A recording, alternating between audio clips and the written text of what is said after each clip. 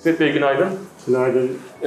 Şimdi siz taze bir horlama protezi kullanan hasta mısınız? Biz size dün horlama protezi yaptık, teslim ettik ve siz bu tedavi için Kayseri'den geldiniz. Bugün de Kayseri'ye döneceksiniz. Pardon, yarın döneceksiniz. Şimdi sıcağı sıcağına size bazı şeyler sormak istiyorum. Öncelikle biz size protez yapmadan önce ne gibi sıkıntılarınız vardı? Neler yaşıyordunuz? Benim sıkıntılarım çoktu. Horlama en büyük.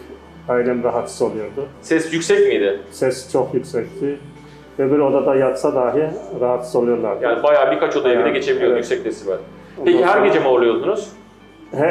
Yani %80, %90 horlamadığım gece hanımın rahmetlinin söylediğine göre yoktu. Anladım. Bir de geceleri ben çok nefessiz kalıyormuşum.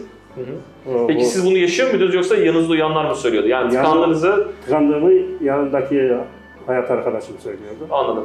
Şu an yalnız yaşıyorum ama annem de rahatsız oluyorlar böyle horlamamdan. Şu an annemle beraber yaşıyorum Kayseri'de. Nefes almak boğulacak gibi oluyorsunuz. Evet. Peki şimdi siz protezi taktınız. İlk geceden itibaren kullandınız. Neler hissettiniz? Nasıl oldu?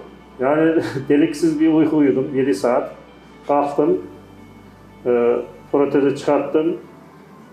Yıkadım, yerine koydum, baktım gözlerim hala kapanıyor. Hı.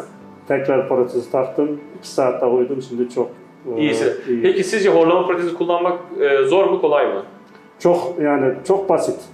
Bana çok basit geldi. Ben Almanya'da tedavi uygulaması yaparken bana hava şeyi verdiler. Spot maskesi vermişler. Maske vermişlerdi. O maskeyi ben takıyordum.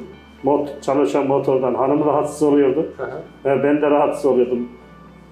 Uyuyordum, bir saat sonra kendiliğinden maskeyi çıkartmış oluyordum. Kalkıyordum ki maskenin yanında çalışıyor. Evet, ama siz sakın. Protez ona göre çok daha pratik. Çok pratik, çok rahat.